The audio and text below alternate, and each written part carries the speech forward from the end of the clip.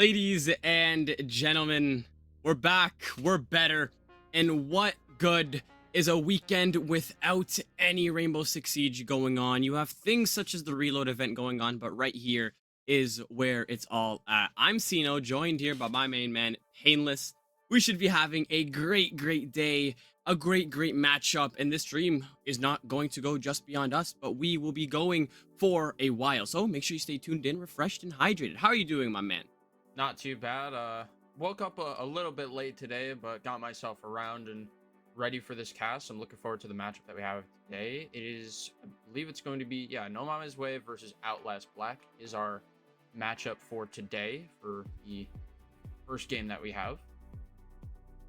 Yeah. Taking a look at the different stages. I mean, we've seen a lot of different things go on. I mean, the groups, the qualifiers, a lot of teams have had the opportunity to be able to capitalize, whether it's a best out of one in the groups or the qualifiers with the best out of three situation. I mean, we've seen teams such as No Mama Sway beating Karn and Co in a BO3 situation, and now Karn and Co finds himself at the top of the groups in their division with No Mama Sway not having a single map played yet. So lots to be brought into this game, and I feel like it's going to be an exciting matchup because these teams know exactly what they want to do and how they're going to want to do it. Lining up here, ladies and gentlemen, we'll have No Mama Sway's roster being HUD, Drix, Rep, Safe, and Sneeze. And taking a look at Outlast Black, the team that doesn't need any introduction here, we will have Dex, Braided, Dementon, Butcher, also known as John, and Stocky as the main five. These two rosters, they have the ability to take home a series, and they need to be able to put their best foot forward to be able to do so. Yeah, definitely a lot of names that are relatively known in like the T4, T3 kind of scene.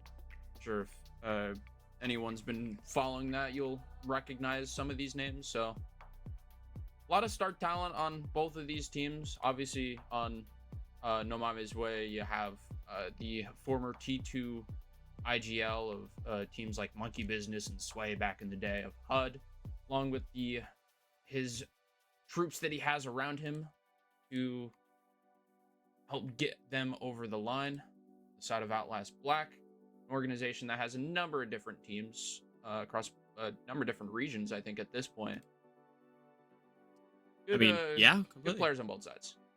Yeah, I agree. I mean, these teams know that a minefield that presents first is going to be the maps that they pick. I mean, you'll be setting the stage for yourselves and how you'll be able to play it. Layer, Consulate, Cafe, and Labs will be taken out here. Lots of fan favorites getting taken off the board quite early makes it a little bit more difficult to be able to watch for an Outlast Black supporter. But Clubhouse will be in the favor here of Outlast's pick, and then No Mama Sway will take Border in their hands, eliminating Skyscraper and Bank next, leaving only the best Chalet as the decider if we do need all three of these maps, ladies and gentlemen. They have the ability to be able to try and force the map 3 if they need all of it, but Clubhouse is where it will all start out. Outlast Black being gifted defense, they need to be able to capitalize and take as many rounds as they can here and now before No Mama Sway allow themselves to build up momentum. And I think that's the main thing about any series. Don't allow the opposition to build up momentum. And right now, we'll see if either side can manage to keep that narrative in their head.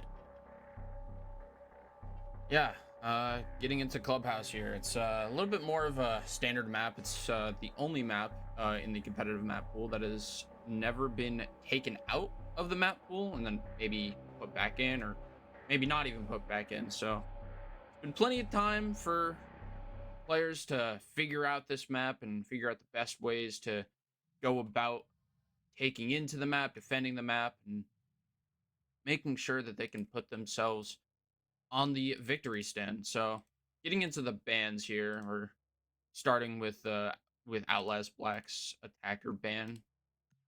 You're seeing it here in just a second. It's gonna be a Capital. So that's a relatively unusual ban. Typically you might see a Capital for clearing out the rafters of the garage for maybe like a CC take.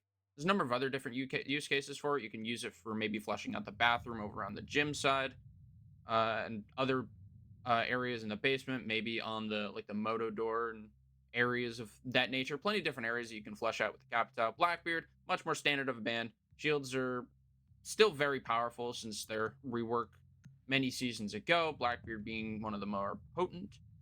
Uh, the other Navy SEAL of Valkyrie also taken out. Lots of information getting taken off the board. We approach that pause marker. I mean, after they're done these bans, of course. I mean, taking a look here at these 4 bans, very uniform for a map such as Clubhouse. Mira does survive that ban phase, so lots of creativity is possible, though. Taking a look before we go on to the break, both teams finishing up the bans here, but Moss problems will prevail, and I think it's better to crank out all of these issues before the map starts, before we find ourselves at the 8th, 9th, or even 10th rehost of the night. So, hopefully, back into the action soon, ladies and gentlemen, and we'll be back shortly. See? I mean, I told you, we'll be back shortly. They put us right back in. I mean, throughout the pause here, ladies and gentlemen. So, taking a look at the last 6 bans of Outlast Black in the group stages, they've taken care of Monty twice, Kaid, Blitz, Maestro, and Castle.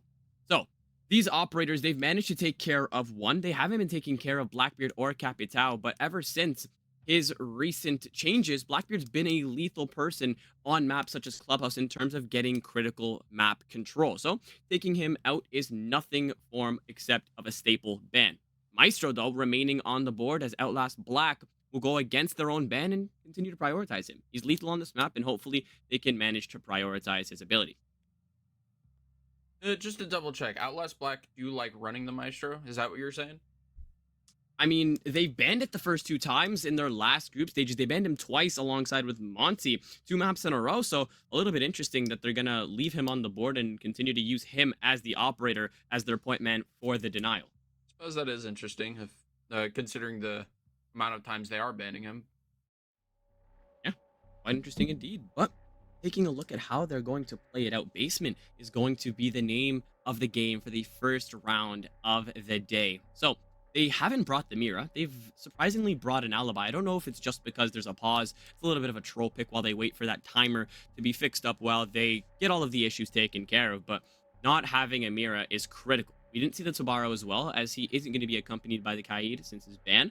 It'll be a little bit of an interesting site setup, and I'm kind of confused on how they'll be able to use the map, use the site in their favor with an Alibi on the roster. It's not a usual pick, and hopefully they'll show us why she's being brought.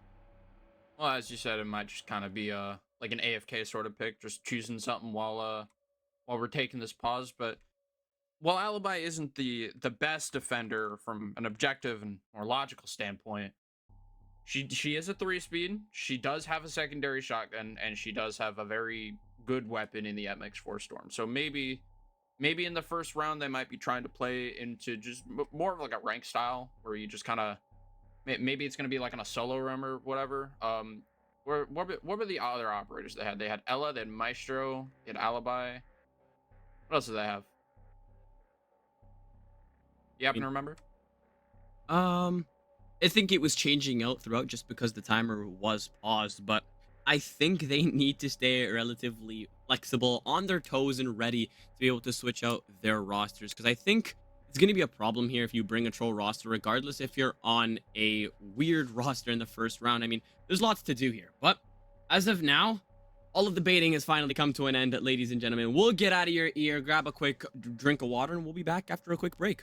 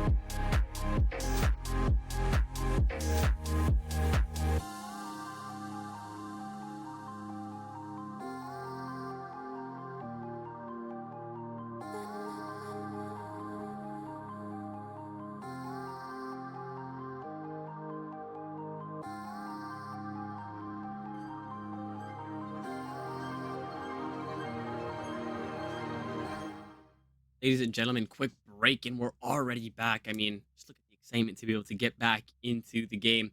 Hey, I mean, now taking a look at the roster, it looks much better than what we were seeing before. Maybe Tropix indeed, as Alibis quickly rotated out for the Azami. It's starting to look like a much more uniform play when it comes to holding that basement site. Yeah, looking at the operator lineups that they have a lot of ways to sort of deny visibilities with the Fenrir and the Azami. They do it in different ways, but they're both very effective at doing so. Also going to have the Goyo for some stall potential, Bandit to keep likely the triple wall closed. They might be trying to go for Bandit trick there. I imagine the Warden might just try to float around throughout the basement for wherever the execute ends up happening. Basement is one of those sites on Clubhouse where there's a lot of different areas that you can kind of execute from. You can execute from dirt, which you can see right now. A couple of Goyo canisters are being, more than a couple, 3 Goyo canisters set up in dirt tunnel. Holy. You can push them from blue side, and blue even has 2 different avenues, 3 different avenues you can push in from: the staircase, oil pit, as well as the hatch. You have the memo hatch, you have main stairs, you have the kitchen hatch. So you can really decide on where you want to execute from as the attack. So I imagine that wherever that ends up happening, that's where we're going to see the Warden on side for Outlast Black. Already moving fast into the map here is No MAMES WEY, already taking control of Strip. They have a relatively quick lineup with the Gamos and the Blitz on side, Ash as well. They have plenty of vert potential with the Ram. It's going to be interesting to see where they end their execute. I mean, taking a look here at their utility, Ram already using these boogie drones already in the building and getting all of that verticality established quite quickly. The only problem with this is you could have had a problem coming from that roamer. You had Baldenwig sitting in garage, Harry Potter just relaxed, waiting for something to happen. But he didn't. He just eased right back out onto the site because the triple wall is reinforced downstairs. You have the Kibas. You have all of the utility needed to be able to capitalize. And now a 5-man bunker strat eventually will lead to you just forcing the attackers to come to you and make them be mindful of their time. Take a look at how they'll try to dissect it now, as there's no mirror on the board, and they're going to have to look and try to work their way around that. Yeah, No MAMES doesn't really have that much execute utility. They do have the Blitz, which they can use for an explosive push into the bomb site on the initial push. Might have somebody playing behind that, but other than that, they have 2 sets of stun grenades. They have a couple of smoke grenades, maybe some frag grenades to force some movement as they go for the execute. But other than that, they don't really have anything like a Ying or a Capitai, which was banned out. Nothing like a Grim. Nothing to that effect. So coming up to about a minute left on the clock, they're going to have to decide on where they want to execute. They have a lot of info. They know that Azami is playing back behind this AK's area in the back of Arsenal. They know that the rest of Arsenal is relatively clear. So I imagine it looks like they might be trying to go for maybe a kitchen drop with the Blitz, maybe someone coming down main and a memo drop as well, and kind of force the issue there. Already somebody bottom main to kind of hold the cross here, as the execute needs to start coming out soon. 40 seconds left on the clock, and they need to get going now.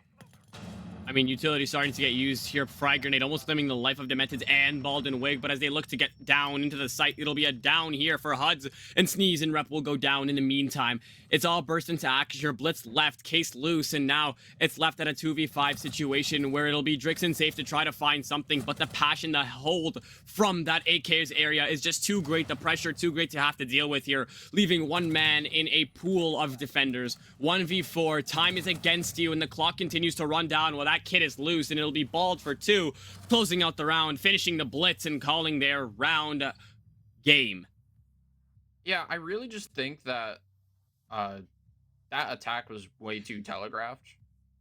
Like they made it pretty obvious where they were gonna go. There's no pressure over on blue side. There was no pressure over dirt side.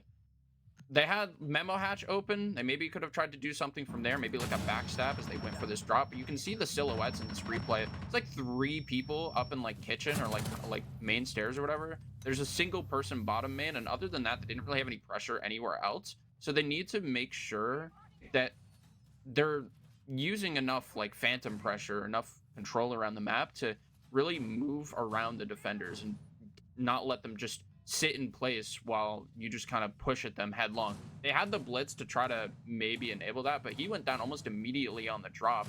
Didn't really have any effect. So just more presence around the map, I think, would have been the answer in that situation. Getting into this next round, though, It is a round victory for OUTLAST Black. They are going to go to the top floor. I believe they're holding gym bedroom. They have a ton of different architect operators with a castle, Mira, and a zombie on side. So they're going to be shaping that top floor to their advantage to make it a little bit more difficult and maybe even a little bit more confusing for No Mame's Way to sort of take into the map. You can see the double hard breach being brought out from No Mame's Way with the Thermite and the Ace. They have plenty of soft breach with the Ash and the Buck as well, and some execute utility with the Grim. So they have a good spread of utility for taking into the CC side of the map and eventually making their way across into the site of Gym and Master. You have to be mindful of any extensions that is being held from OUTLAST Black, though.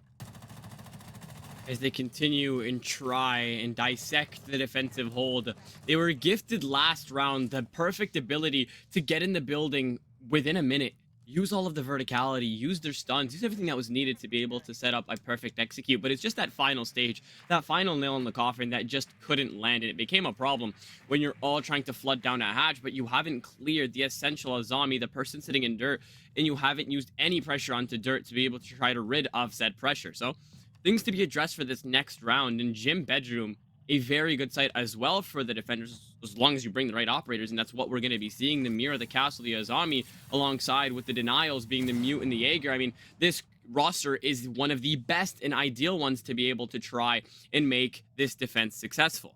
As this site is going to be executed perfectly, the attackers have to decide where they want to knock on the doors of the defenders first. Usually it'll be CC and then they'll funnel on in through construction, but Ash has a different narrative, tries to get an easy kill onto the top of the main stairs, but Dex smarter than that and will find first blood.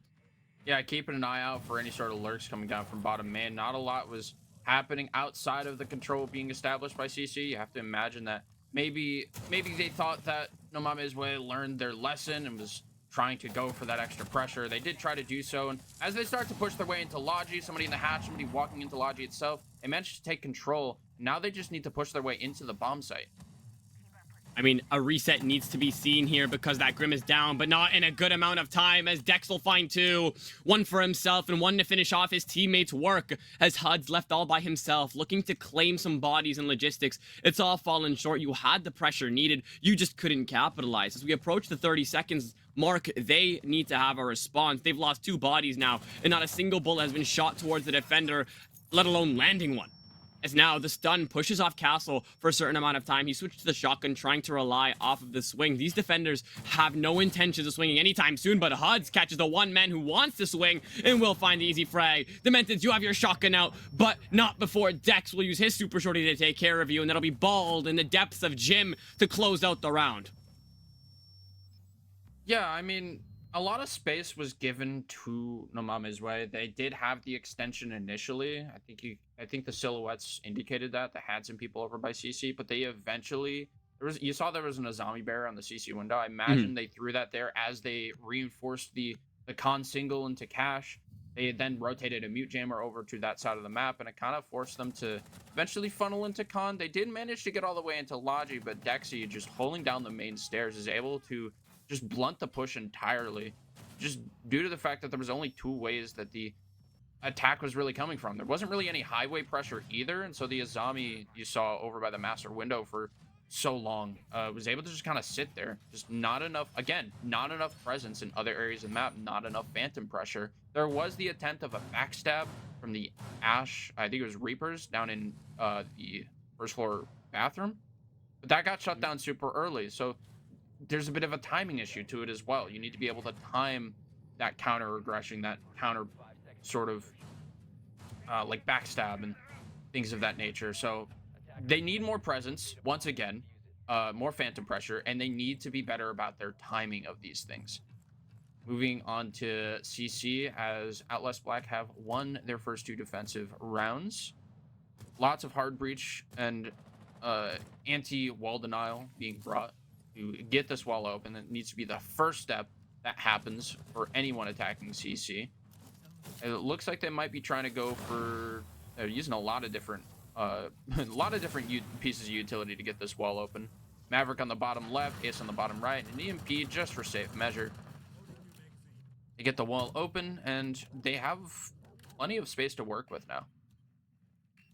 and it not being brought here. So countermeasures, you've committed 2 people to try to get open the breach, the third if you include the ace as well. So lots of operators now to get the breach open, but not a lot for that post-plant scenario, for that area where you need to look for the frags in that midsection of the round. A CC will get open. This is one of those sites that is easier than the others, and it's why it's the third option after the basement and then gym bedroom. That's when players start to use CC here, because barn stage, let's be real, isn't that ideal site. Now, it's all about taking your time to be able to execute here. You have to be able to set yourself up for a successful execute if you want to be able to advance. But right now, that execute's just going to go nowhere as Bald will find first blood taking care of Rep here as they look to try and funnel in through construction. The defenders give themselves the upper hand yet again, and it becomes a problem when you can't play as a team. Impact, I think, flying up here from the construction hack, getting Impact tricked, and now leaving construction close for now as the can opener looks to do the job the second time around, and that'll be Ace to open up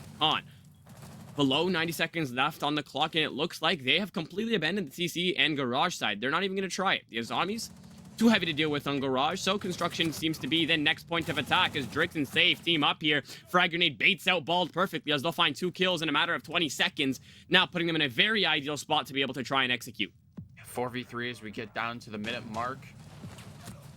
Trying to hold fast inside of the site. I think they were outside. I'm not really sure what happened there, but needs to be crosses held from Outlast Black to make this happen. And Stocky manages to kill somebody on the plat breach, and suddenly the man advantage turns into a man deficit. 2 players stuck in con as the last player over somewhere else. They're trying to establish these crosses and make their way into the site, but the push has pretty much been blunted thanks to, I imagine, the Azami and the kills coming out from Outlast Black. And we're getting down into the last 15 seconds. Smoke canister on the con door, and now it's a 1v3 for Drix. Needs to try to make something happen. We'll try to sprint in with the pistol out, but isn't going to get anything from it. That's Outlast Black getting 3 in a row. I mean, they're being dissected at every single point of this map. I thought No MAMES WEY, regardless of the sides they would go on, I thought this would be an ideal position for them. I mean, you were gifted the ability to pick your sides on Clubhouse. This is your opponent's turf. You're being gifted that ability, and you decided to pick attack, and that becomes a problem. It does set you up for that post-area situation where you can try to starve out as many rounds on attack and then go on to the very lovely defense, but it becomes a problem here when you have 3 rounds against you and you haven't been able to find a single response yet or any attack that looks stringed together. It'll become a problem here. You're not getting close. You can't even find a response for the aggression and the patience coming in from Outlast Black, and they're playing it perfectly to try to get a win and some points on their board. I did kind of like that attack a little bit better. They immediately opened the CC wall for a little bit of extra pressure, and then immediately had other people over on the master side of the map. The thing is, though, I think they rotated too many people too soon. I think maybe if they had maybe sent somebody below, they had the Buck and a Deimos on side, so they maybe could have used that to flush out some of the players in cash. They did end up flushing them out eventually with nades, but they were able to stay there for so long that it didn't end up really mattering, because at that point they were able to just swing out and play trades because they didn't have any pressure from anywhere else. They did kill the player that was on plat breach, and so without that extra pressure, I mean, once again, it kind of turned into the same issue as the first 2 rounds. If they can lean into it a little bit more, once again, time their counter pressure a little bit better, I think they can find more success. They're going to be attacking the basement once again. They have once again brought the blitz. This time they have some roam clearing operators with the Deimos and the Dokkaebi. Can be used for execute purposes as well. They have an ace for opening up. I imagine that's going to be the kitchen hatch. They have a Grim for the execute. Looking at the lineup, though, the ace is their only set of hard breach, so they need to be careful about where they use those Selmas. I imagine 2 of those Selmas are going to be used maybe on the kitchen hatch, and then maybe 1 on the triple wall. Luckily, there is no wall denial from Outlast Black, so they can manage to get open that triple wall if they want to. So a boon for them, but they need to be careful nonetheless. The way they've been playing recently, we've seen how they go for executes here, but they're always pinched for time. I mean, you've been given the advantage of going for that verticality earlier in the round because it's usually Outlast Black to bunker down. You don't see them doing the individual clutch factor plays where you'll have one man try to find kills before he'll get taken out on the roam. they'll just sit in sight, relax, and try to find bodies here. And the bunker strat's going to be just accompanied by so much utility. The F-Knots, the castles as well. They look to continue and make matters worse as they found the Mira this time around. And they're going to probably have a great time attacking this site. But not before you get rid of the mirrors and all of the utility that surrounds it, because you have to be mindful of your surroundings. Mira gets first blood, gets quickly refragged out, trying to gear and trying to keep those mirrors intact. But a one-tap from Drix. Where did that come from? He's found himself getting a pick as well, and that'll be the pressure starting to emerge and starting to become very heavy here for Outlast Black, as they've suffered 2 very critical casualties in about 20 seconds. 45 seconds left, 40 seconds now, as part underneath the mirror window has been opened up, so that can't really be used as a very effective spot to hold, but they do still have blue control. Stocky trying to hold on to this, as the Warden has a lot of utility coming his way with the Grim canisters. He knows there's a Deimos over an oil pit as well, but now the Blitz is coming towards him, and he's going to get flashed as the Warden doesn't activate his glasses, ends up dying for it with all the other attackers coming in around him. And now it's a 1v2 for Braze, as he needs to fight against a Deimos who has him tracked. He gets the first, knows where the second is, but Deimos pre-fires around the corner. Very close affair, but finally, no MAMES WEY gets around under their belts. I mean, if he had just switched to that Bailiff in time, the F-Naught effect, the blindness, he would have had the opportunity to completely take care of whoever walked into his crosshairs, and that was almost such a beautiful clutch here by Braze, but he just falls short at that last man standing. But I mean, no MAMES WEY, you can't even get close to trying to toss that, especially when you're down 3 rounds. You've managed to close out that deficit to 2 now, but it becomes a problem when you are starting to toss bodies for fun. But the teamwork, the uniform play here, as they decided to put pressure on blue on main. Sometimes it was a little too aggressive where the C4s came into play, but I mean, in general, overall, they've managed to find an attack that looks like something that was stringed together by teamwork and by a very good play. It'll be Gym Bedroom now, the next site up, and it looks like they'll be going for a very identical setup. Looks like the lineup is relatively different. They do have the Azami once again, but the rest of the lineup, I believe, is all different. I think last time they had a Castle, a Mira, I believe they had a Mute, maybe something else I don't remember. This time it's very different. They actually have proper wall denial in the form of a Bandit.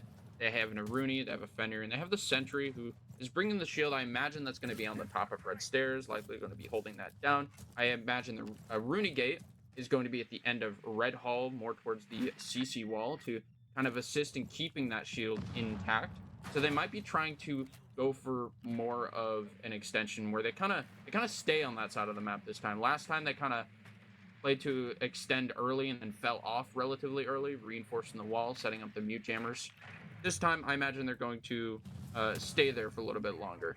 Plenty of utility to get rid of that that deployable shield and other things though with the Flores drone. Plenty of hard breach as well, but I need to be careful.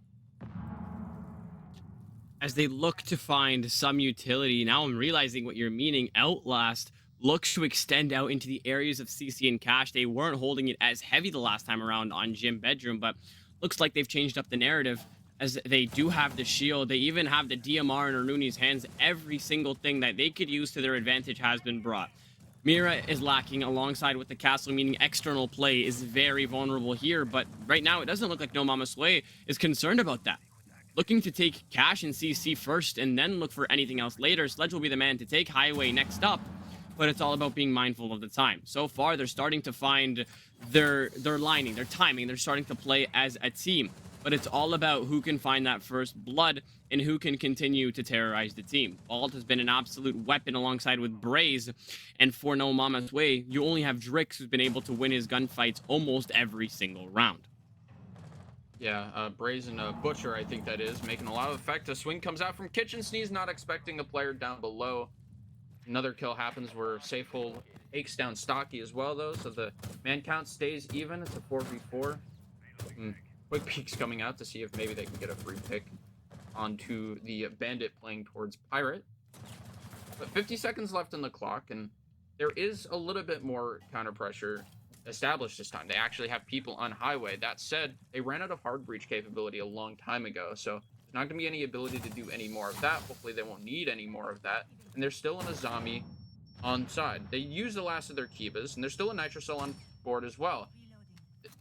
Demented takes down HUD, and oh, there's only 30 seconds left.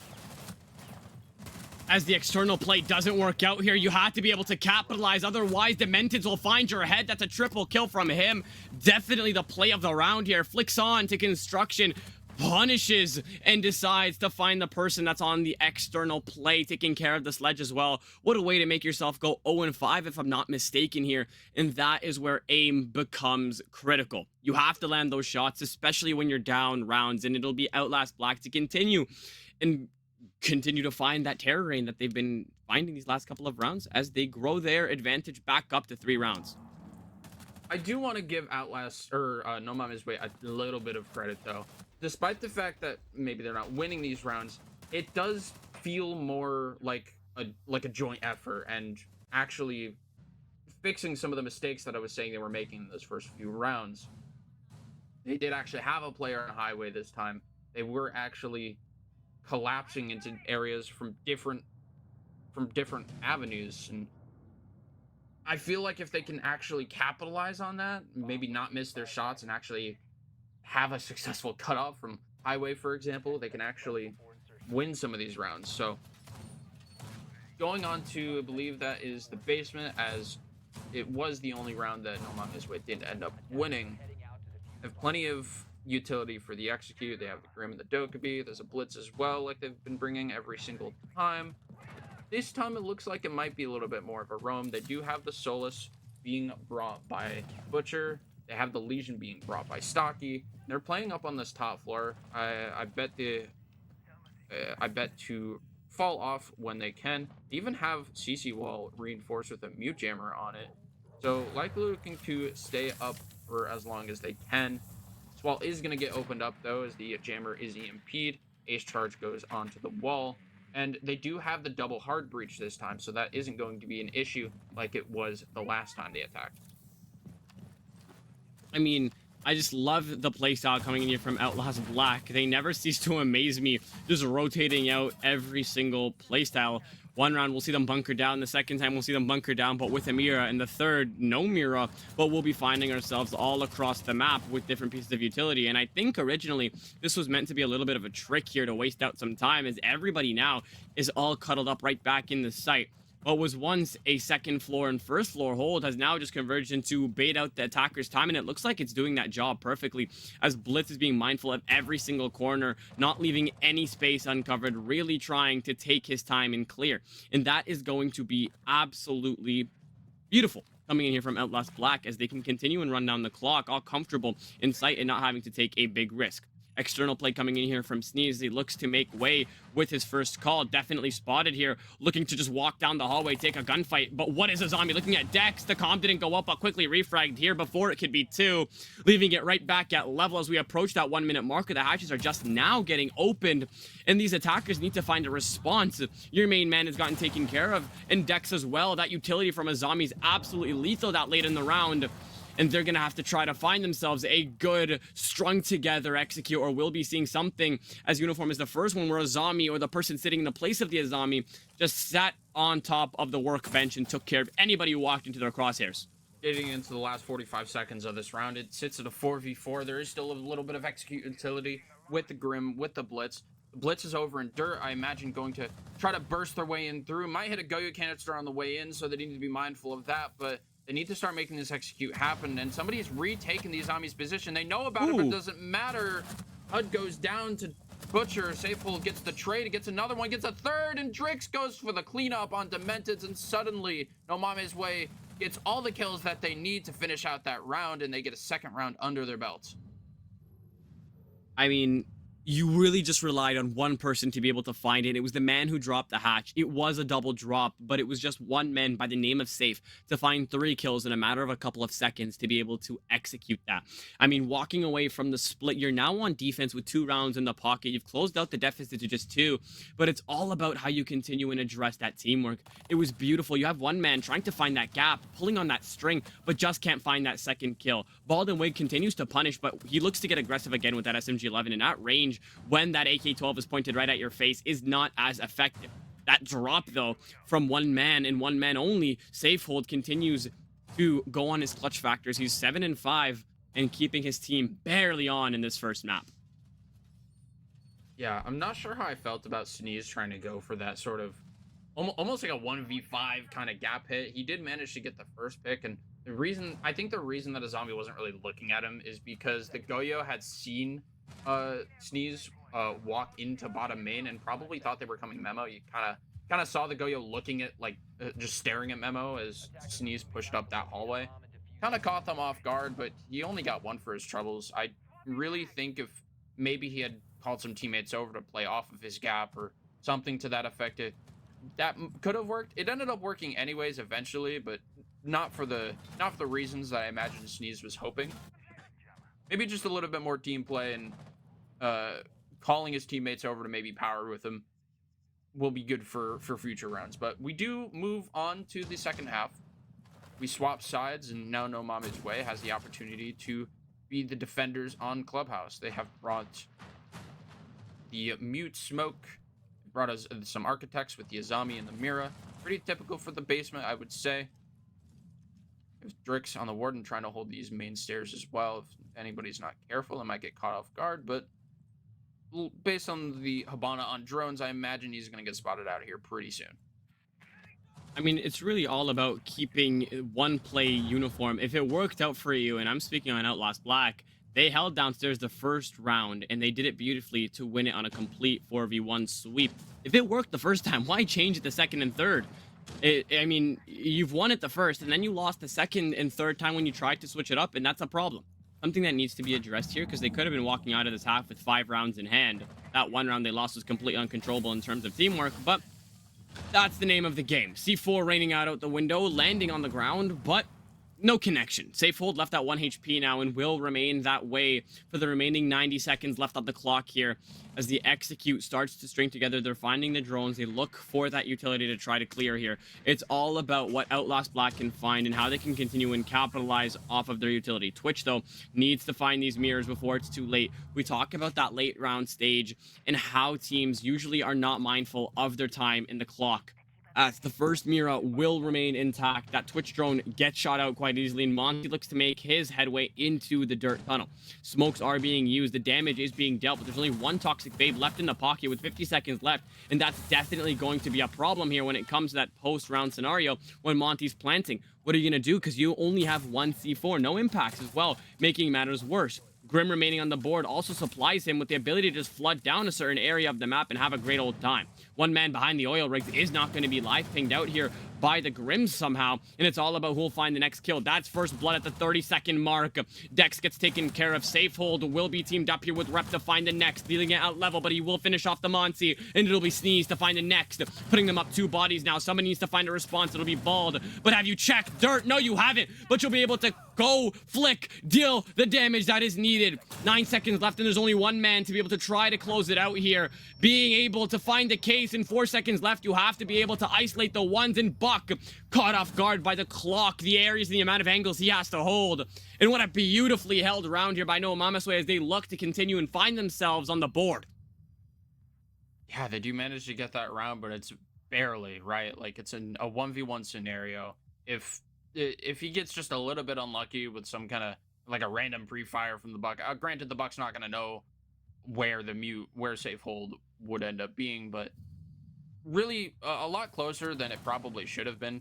There was like 3 people stacked up on trying to like stop the Monty from getting into the site from Dirt Tunnel. And otherwise I think the last 2 players were over towards like Blue and over towards like Church. So they were kind of set up in a way that like it was a proper 5v5. There wasn't anyone like caught off in a corner somewhere. There wasn't anyone not getting into the action. I think there was a player behind the Monty, and there were 2 players over right there. I'm not sure where the last player actually was, but I imagine it was somewhere close by. They end up just trying to brute force their way in using the Monty, and it doesn't really end up working out, mainly due to the smoke. And yeah, the trades eventually go in the favor of No MAMES WEY. So they bring it a little bit closer to even. They go up to the top floor, and they are bringing the castle, the Azami, the Mira. Pretty typical for this top floor site. I mean, Painless, I was expecting a No Mama's Way type of map. I was expecting them to be able to find the rounds regardless of whose turf it is. They've been able to win on the opponent's first map a couple of times now in this series and in the qualifiers as well. So I know what I was expecting. Were you expecting this type of scoreline? I mean, OUTLAST Black really starting it off with a bang here. Now No Mama's Way just playing catch up and managing to close out that deficit to just one round. What are you expecting for the future of this game? I mean, I'm always expecting matches to be close, especially when I'm not fully familiar as others might be with the records that some teams might have against one another. Things can change all the time. Teams can change all the time, and play styles can change all the time. So it's really hard to predict these sorts of things, especially in these T3, T4 sort of tournaments. So I was expecting a close match, but I'm always expecting a close match. So not much. I mean, to really that positive there, mindset. That positive mindset is all that matters. I mean, I'm a little bit more of a negative Nancy, as we were talking about before. I always have the worst case scenarios, but I think this is the better alternative. I mean, I would much rather a game that either goes to the late stages around the double-digit area or maybe even overtime. But it's all about who would be more up to the task and who's more committed. It was OUTLAST Black to begin, but now No Mama's Way to play catch-up and manage to successfully do so. As their gifted defense, maybe what we were talking about was right. They're looking to take the harder objective first, which is to take attack, and then go on to defense. We'll have an easier time, because they might be trailing by a round here, but the momentum built up from the last two allows them to continue and play comfortably, especially on that defensive-sided site. As they look now to knock on the doors of the external play here, No Mama's Way looking to play passive while they look to funnel in through construction and logistics. Yeah, a minute left on the clock here, and it's still a 5v5. A tiny bit of HP lost by Stocky as he was pushing up the red stairs, but otherwise no gunfire has actually hit the opponents on either side.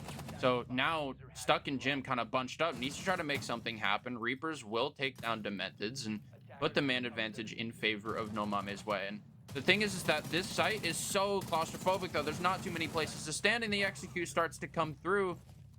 Suddenly a 2v3 for OUTLAST Black as they need to try to push their way through and kill some of these players holding fast inside a bathroom, inside a golden top main, but they're not able to do so as the kills fly back and forth, but eventually in favor of No Mama's Way, and that's 2 in a row for their defensive side. No Mama's Way, what is going on here? What was said to you before the switch? We come through the post-halftime 3 rounds after, and now it's at level. We saw a one-rounded or a one-sided first round, second round, third round, but now OUTLAST Black falling short, and No Mama's Way. Just look at that beautiful logo of theirs.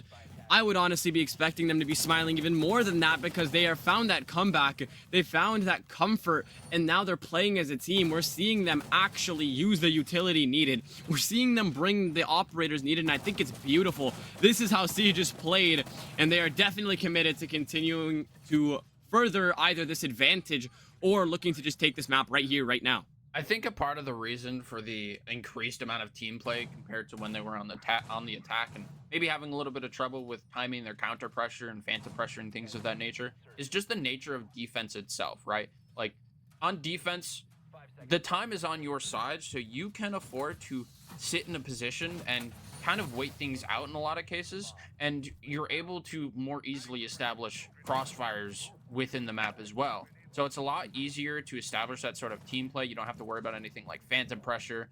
You don't have to concern yourself with like the timing of things unless you're trying to go for a flank and things of that nature. So it makes it a lot easier to have that team play that you need to win out some of these rounds. So I'm not surprised that with it being as much easier compared to the attack, they are finding some of the success.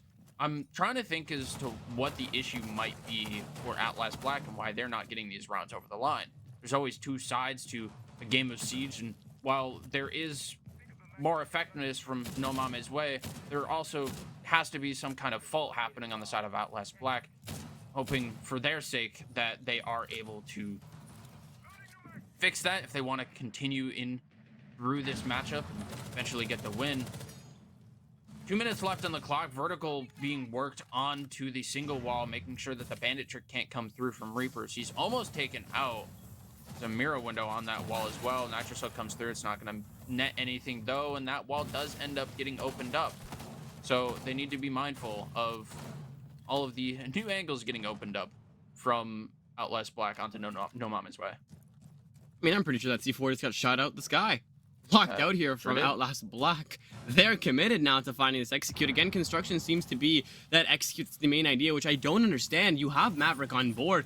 Use him, open up the breach, and then call it quits if you can open it at that point in the round. But it's important in the matters of time, and now you're looking to finally find that wall at a minute 10, and it'll be enough as Braze makes me eat and choke on my words as he'll find first blood here. One of these sites is always so hard to hold, and it will be CC just because of the vertical play once you don't have that castle. Right now, No Mama's Way learning that that pressure becomes immense when everything is open. The breach, the window, and red stairs, as it will be 3 kills, make that 4 to rein in a matter of 5 seconds.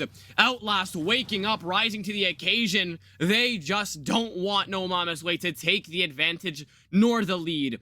They've gotten themselves back on the board, and they will reclaim that advantage. Outlast Black really using the utility to great effect. They had the Ash on side and the presence down below to make sure that there wasn't any wall denial on either the CC wall or the construction single wall. They're able to take care of the wall denial, and the Ace is able to rotate around, first getting that con wall open, making sure that the Nitro Cell going over doesn't net anything as well from Outlast Black, and they're able to get that wall open. He's able to rotate around, also get the CC wall open, thanks to that wall denial getting taken care of from below, and kind of highlights the way that there's so many different ways to get open the walls of Siege. Like, you can get rid of the wall denial with EMPs, or you can, if it's got some kind of vertical structure, you can nade it out or use some kind of destruction from below and things of that nature, and they're able to use that to great effect, able to get the walls open, and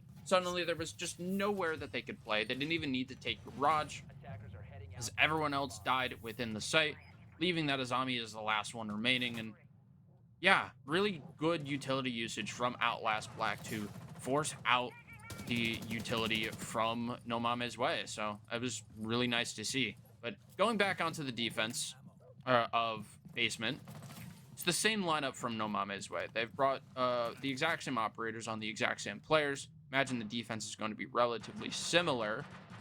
So Outlast Black, if they recognize that it's going to be this this exact same lineup, I imagine they're going to come up with some sort of counterplay, some way to make their way into the building. As you can see on the top, the Blitz has already made their way in with the Buck right behind them, and well, No Mama's Way is not going to test fate here. They are going to start retreating down the main stairs, not going to let the Blitz have their way. So the map control will get taken from Outlast Black, but no kills will go their way. I mean, getting a little ahead of myself here, I mean, CJX is going to nerf the hell out of Blitz in terms of hopping in through windows and getting surprise kills. I still think a further nerf is needed just because of the amount of map control he can establish in such a short amount of time, but I'm loving that Ubisoft is starting to take the steps towards finding the nerfs. Right now, though, as it remains until June 10th, we will be seeing the man himself in his full power, Blitz, looking to go hunting on the stairs here. Just has to be mindful of that C4. We've seen it happen twice already. An attacker gets a little overwhelmed, a little carried away here, and gets themselves a nice result of C4 to the torso. But as of now, it's all about being mindful of the space, and Outlast Black continues to just run down the clock while not being able to find any thread, any string to try to pull on to capitalize. As No Mama's Way leave all 5 bodies in sight. They go for the bunker strat as well. They abandoned that roam a long time ago, and for the second time for Outlast Black, they cannot find anything with that Twitch drone. We've seen what happened the last time. The overwhelm from all sides made it very heavy for the attackers to be be able to prevail, and it looks like a similar idea will happen now. The mirrors remain intact. The plant, where's the plant going down? These attackers, they're alert, they're awake. 4v4 up bursts into action as now we're leaving it at a 3v4 situation. Dirt control horrible, but Warden is there to capitalize off the pressure, but Verticality established. Both players upstairs looking to just run down the clock. One man to walk up the main stairs, but they know where he's coming from. Just don't lose the gunfights and continue to try and play Ring Around the Rosie. Defenders becoming attackers now. Aggression oh so needed, as now it'll be a continuous game of be mindful of the verticality, and this becomes a large problem for No Mama's Way. You guys started off so well. Where did it all go wrong? A man plants in the middle of the site, regardless of the technicality. You try to get fancy with the defuse, but that clock has ran out. It's long gone, and that's round match point for Outlast Black. It was a real sort of bait and switch there. They actually really played into that quite well. They had the blitz drop down into Memo kind of by himself and be a real distraction because he had a lot of eyes looking at him. There was the player on the mirror window blue. There was the player playing close on the Memo door. I think there was another player even like in the back of church. Meanwhile, the plant ended up going down bottom main. I think that's where it came through. I think they walked down main stairs into the Ashwell rotate that was made earlier by the Buck, and ended up getting the plant down there while all of the eyes were sort of focused and distracted towards the blitz. I imagine the kitchen hatch was open as well, so some eyes probably looking there as well, and nobody ended up noticing the Buck planting probably wide out in the open, to be honest, at the Ashwell, at sort of at the bottom of main stairs. So a really good execute coming down with great use of counter pressure and just getting that plant down when they least expected it. So No Mama's Way needs to be most careful now. Outlast Black is on match point, so No Mama's Way cannot afford any more mistakes for this first map. Otherwise, they'll be going into map number 2 with a score deficit. And for their defense, they have decided to swap out the... What did they swap out? They swapped out the Warden for a Malusi. So the Malusi will have an effect on any sort of lurks, anything of that nature, and making sure that nobody's caught off guard on the execute and they can't move around as easily on the side of Outlast Black. So that is going to be the main purpose for that Malusi. Otherwise, the lineup is relatively the same, but Outlast Black has brought a Ying and a Glass for this basement attack. How do you think that's going to shape up? I mean, they had me fooled last time. I thought they were going to crumble to the pressure of time, but they managed to walk out with a plant, and I just don't know how No Mama's Way allowed that. It becomes a problem when you allow that magical heroic play to come in by Drix, and he tries to find the bodies in a timely fashion, but it's just not there. Demented gets that diffuser down, takes 2 bodies with him, and relaxes for the rest because verticality is established. It becomes a problem when you can't play as a team, and I think basement 2 rounds in a row is going to be another problem if you continue to allow these solo plays to be made. As Ying looks to find verticality, they look to try to find something. They try to find a string to pull on. As we found 1 or 2 kills here from an individual person to try and capitalize, we need to see some teamwork in the terms of pulling on a string because they can just funnel in and continue to add the pressure. Impact, not used to trick out the hatch yet, but it's completely untouched as it looks like they'll be going for a blue in Moto take. Ace can open up the hatch if needed, but it doesn't look like that is going to be his main idea. Presence at the bottom of main stairs here. Ace looking to get open this triple wall. I'm trying to think of where they might try to use the glass. If I were to guess, they want to get the Moto hatch open, and the smoke grenades probably are going to come down on the Moto door. A swing coming down on bottom main as they know that this Ace is alone, and there's not enough vertical play being made on that main stairs area of the map. So Ace needs to be a little bit careful, but otherwise we're getting low on time, and I don't really see the vision, to be honest. I don't know what the glass is going to be for, but you can see him. I see him on the Moto hatch. Mirror window taken down on blue. That's going to be huge for this execute when it comes down. And okay, safe hold goes down in church. I imagine that was to the bottom main as the triple wall has been opened up. These zombie barriers giving a little bit of structure, but the execute started to come through. A blue chop comes through. Glass goes down. Ying manages to take all the way into church, and needs to try to establish some control. Wallbangs the player in the smoke, had no idea they were there, but doesn't know what the player wrapping around through blue, and now suddenly it's a 1v2 where Demented's with the diffuser needs to try to make something happen, but he can't do so. HUD finishes off the round, takes down the last attacker, and we are in the last round of regulation. I mean, cleaned up by one man by the name of Drix, finds a double kill that's oh so important in that time frame. He manages to capitalize, but it really becomes a problem when you're allowing the attackers to make that play. It should have never happened to begin with. You had nobody with the pressure coming in from either AKs or deep in dirt. You had one man rotating in and out and in and out, but it becomes a problem when you don't capitalize upon that. Just sit stationary and try to read the plays. Nobody was playing the mirrors, and it becomes a problem when that happens. So lucky it worked out in their favor as they had one man rise to the occasion and the rest of the defenders to build up on that pressure and continue to force that breaking point for Outlast. But still, they remain on the match point, and no Mames Way find themselves in yet another situation where they continue to play catch up. I'm still kind of confused as to what the vision was for that round. I'm sure maybe I'm missing something there, but I don't really know what effect the glass had. I can kind of understand the Ying. Ying was able to kind of take into blue by herself, and that established a lot of control, but upon the execute starting to happen, the glass immediately went down. Maybe it was like a nitro cell or something. Maybe they went to smoke the moto door and then just got wall banged or something. I don't really know, but I'm hoping that maybe there's a little bit more their executes in future make a little bit more, like the operator lineups make a little bit more sense. Looks like it does for this time around.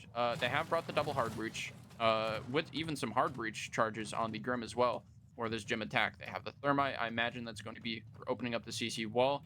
Brace has already made him his way in through garage on the Monty and has taken this control, kind of forcing back the Drix, forcing back from any sort of bandit trick on the CC wall. So I imagine Monty's going to shoot off the battery there. Will do so. Thermite's going to be able to get this wall open. Bandit's not really going to be able to do anything about it. Drix is likely going to be forced back. And that's really early good control established by Outlast Black on this gym attack. I mean, it continues to become a problem when the teams can't build up on the pressure. There's been a little bit of back and forth here in terms of who can win their gunfights. I mean, no Mames Way really closing out that gap. They were down by 2 rounds at 1.3, if I'm not mistaken, at another point in this match, and they've managed to reel it back in. They're finding themselves challenge after challenge and rising to the occasion, but genuinely, you cannot allow the other team to go to match point on their own map.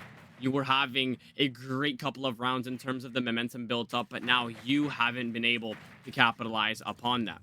You're on the 90-second mark. You have all bodies intact as the attackers look to take care of all of the utility. We've seen one FNAT getting taken care of and the barbed wire used, but looks like Sneeze will be saving up these Kivas, and it looks like a attack will slowly come in from construction as they look to slowly use their and execute.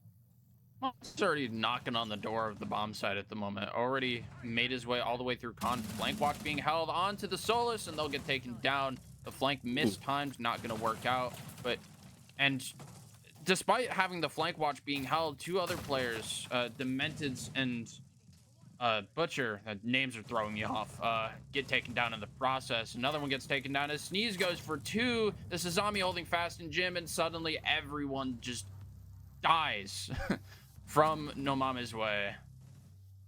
I mean, ladies and gentlemen, we go to overtime. No Mames Way really managing to reel it back in here. All emerges into action.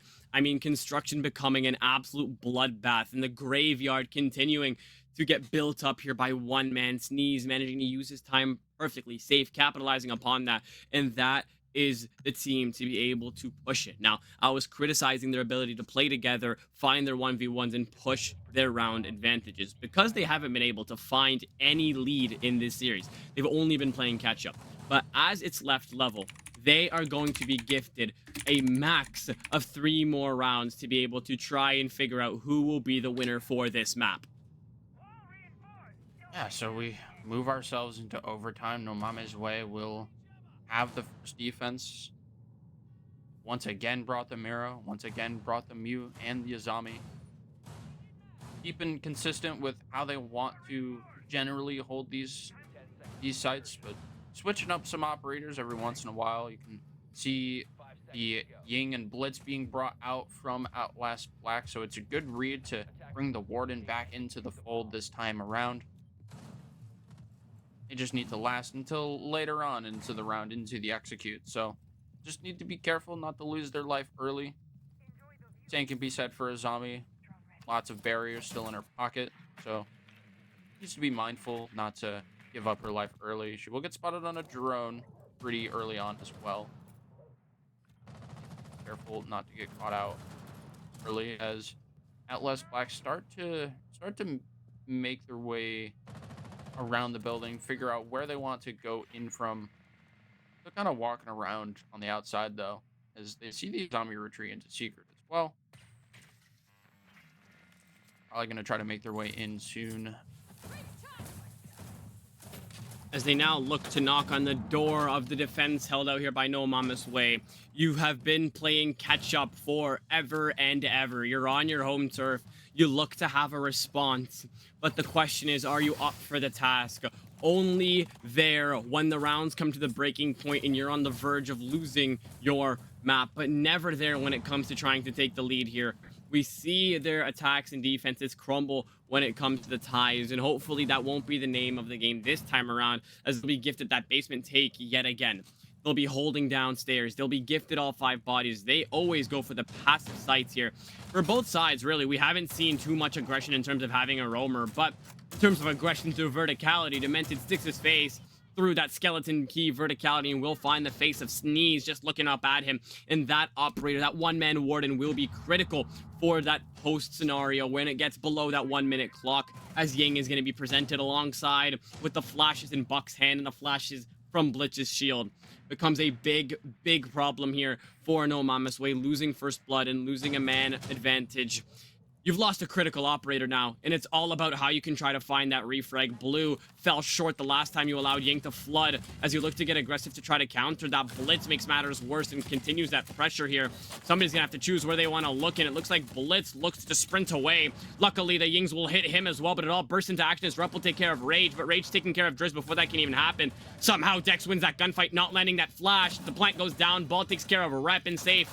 2 kills to put it a 1v2 situation, and he's left all by himself to try to find the 2 bodies here. It'll be the Blitz backed up, C4 only tagging him for 2 ticks of damage, and now it's a case between you and the time. You have to be mindful, but Dex is just too lethal with that pistol in his hands, and it'll be Outlast Black to advance on to the match point. Yeah, really similar attack coming out from what we had seen earlier. Similar plant spots, similar with the Blitz walking or hopping down the moto hatch, and works out pretty much the same, to be honest, if not even a little bit better, since they still had the Blitz on side and we're able to just kind of play it more passive in that scenario, and kind of able to just back off a little bit and just let safe hold kind of flail a little bit in that last part of the round. And I say similar. It was a similar kind of attack to the way No Mama's Way ended up winning one of their basement attacks while they were on the attack. So similar sort of execute coming out with the Blitz dropping down Moto Hatch, the plant going down somewhere by the ash wall with the wall getting opened up, likely by the Buck through the vertical of kitchen or main stairs. And it works pretty similarly too. The mirror didn't end up really having that much of an effect.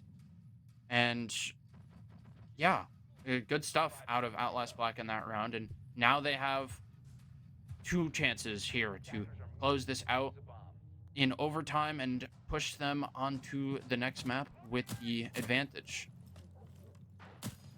Agreed, as now you find Outlast at that match point scenario.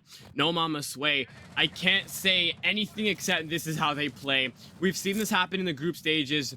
In their best out of 3 series against Karn & Co. They almost went to overtime all 3 maps, with Nighthaven being ended out in barely regulation, falling short, winning 7-5, and then the next map 6-8, losing on Consulate, and then winning on Border 6-8.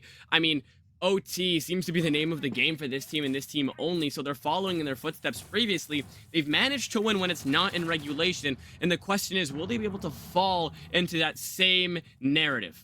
Right now, looks like that answer is no, as you'll find Rage to fall short to the hands of Safe. But before that even happened, you'll find Drix to take care, and now it looks like it's all immersion to action as we're left at a 4-level scenario. Yeah, and once again, it's the Warden taken off the board, but that won't really matter as much for this round as there's no Blitz, there's no Ying. More so, the execute utility of the Grim that's going to have the most effect in this round. There is still the Deimos on side as well, to make sure that any of these players aren't trying to go for any sort of flank, making sure that everyone has actually fallen back to the site and can be used during the execute to get some live information on where some of these players might be bunkered up. There's still the double hard breach on side as well, with some stun grenades in the pocket of the Habana. Plenty of utility to be used for this execute, but they still need to get some of this opened. Unfortunately, they don't have any EMPs. They don't have the Twitch to maybe try to get rid of the bandit batteries on that triple wall. So that is likely going to be staying closed for this execute. They do have the kitchen hatch open. Imagine they also have the moto hatch open too. And a nade comes through onto the triple wall. Try to dislodge this player on the triple wall, but it's not going to do so. And 50 seconds left on the clock. Part of the triple wall does end up getting opened up. The nade actually to get rid of the bandit batteries to open up this wall. So it will get opened up. That's going to be really important for this execute here in these last 40 seconds. I mean, it looks like they're going to start off the game and end it the same way. Outlast Black knocking on their door with the advantage just sitting in sight. Walls getting opened up too late. The executes rain in all too late. F-Nods head out. Grim and Huds, they'll both fall to that. Capitalizes by Baldrix, finding a refrag onto Braces. The plant looks to try and go down. A C4 is in hand. Just try to utilize it, but you're a little too far to be able to do so. Looking to just get aggressive here. Safe will find a double kill to make it possible to win, but it'll be Bald Dex locking in here. 2v0 and game match all done here. Outlast Black taking their opponent's map in overtime, closing it out in the dying seconds, and beautifully executed here as they've managed to do it. Yeah, really well played for that execute. Really well played on countering the execute, rather, as they did everything that they needed to do to stall for as long as they could. Honestly, not quite the right utility being brought on the attack from No MAMES WEY. They didn't really have anything to open up that wall earlier. They kind of had to waste a nade instead. And while the plant does end up going down, it's in a 2v3 scenario, and the post plant is just too difficult to hold against the number of defenders that were still up and left on the board. It's a good try. They did try to go for that execute with the stun grenades and the Grim canisters and everything to that effect, like I was mentioning before, but it doesn't end up being enough. We're going to move on to the next map of Border here in not too much time to see if Outlast Black can close it out in 2-0, or if we end up going to map number 3. Outlast going on to their home turf, ladies and gentlemen, but in the meantime, take your sweet old time to soak in what you've just witnessed. Overtime is the first map's result, with Outlast winning it in the dying seconds, but 8-6 first map, what lies in store for us in the second? Ladies and gentlemen, we'll be back after a quick break. Don't go anywhere.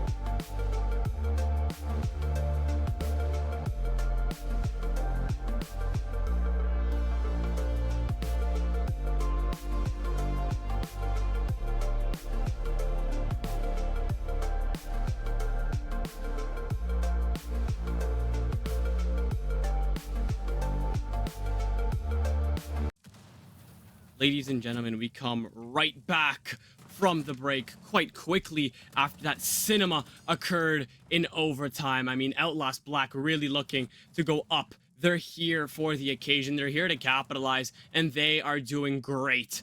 As of now, they've won first map and they'll head on to their home turf on Border. They've allowed themselves to go up after a very well-deserved first map, and if they can continue to build off the momentum from the first, we'll be seeing some cinema on that second map. What are you expecting to see here, Payne? I'm expecting to see a lot of really fast plays on a map like Porter. I think that'll play into the strong suits of some of these players who like to try to go a little bit fast. I know there was a lot of late round executes, but I imagine there's a lot of players on both these sides that will prefer to play on a map like Porter over a map like Clubhouse. So be good to see how these two teams match up against one another in this upcoming map. Border next up here, and it might play into the favor of No Mama's Ways. They get to pick their sides, and they might be able to use their aggressive slash somewhat passive playstyle. I mean, it switches between rounds. If they can manage to try to find their footing here with those continuous curveballs, maybe Border will be that better turf and that better venue to be able and try to push this to map 3. It'll be Chalet to be that third map if needed, but they have to focus on the current events of Border. They need to be able to wake up here and allow their mental not to be chalked after that devastating loss here in overtime here. They'll be starting off on defense. They'll be on that very compressed map of Border, only 2 floors to battle it out, and hopefully they will be up to the task. Hopefully, indeed. If they don't want to They want to try. If Outlast Black wants to try to close this out in 2 maps, can try to win it here.